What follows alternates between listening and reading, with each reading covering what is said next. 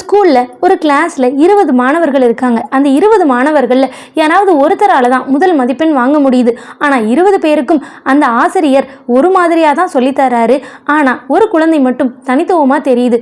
அதே மாதிரி நம்மளுடைய பிரார்த்தனையை நாம் இறைவனுக்கு சொல்லும்போது அதை தனித்துவமாக காட்டும் போதும் இறைவன் நம் மீது அவருடைய கடைக்கண் பார்வையை வீசுறதுக்கு நிறைய வாய்ப்புகள் இருக்குது. அப்படி என்னதான் செய்ய சொல்கிறீங்க அப்படின்னு கேட்டிங்கன்னா, மந்திர வழிபாடு தான். சாதாரணமாக நீங்கள் சாமி கும்பிடும்போது நீங்கள் கேட்குற பிரார்த்தனைகளையும் அதே நேரத்தில் அந்த கடவுளுக்கு உகந்த ஒரு பாடலையோ ஒரு மந்திரத்தையோ நீங்கள் சொல்லி வழிபடும் போது நிச்சயமாக உங்கள் பிரார்த்தனை வெகு சீக்கிரமாக நிறைவேறக்கூடிய வாய்ப்பு அதிகம்.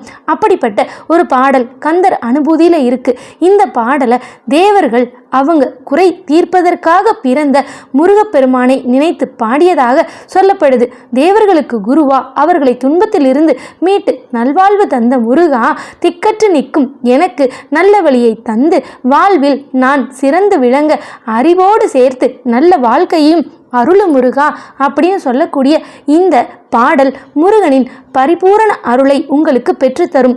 முருகன் தனிவேல் முனி நம் குரு என்று அருள் கொண்டு அறியார் அறியும் தரமோ உரு அன்று அரு அன்று உளதன்று இளதன்று இருள் அன்று ஒளி அன்று என நின்றதுவே. இந்த முருகனுடைய பாடலை தினமும் ஒரு முறையாவது நீங்கள் சொல்லுங்கள். முடியாதவங்க செவ்வாய்க்கிழமை மட்டுமாவது 6 முறை சொல்லுங்கள். உங்கள் சங்கடங்கள் அனைத்தும் தீர்ந்து சகல நலமும் உண்டாகி குருவே உருவாய் நின்று முருகன் வந்து உங்கள் வாழ்க்கையை வளம் பெற செய்வார்.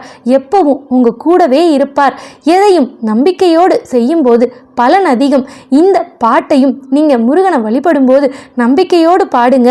குருவாய் இருந்து முருகன் உங்களுக்கு அருள் செய்வார். ஓம் நமச்சிவாய.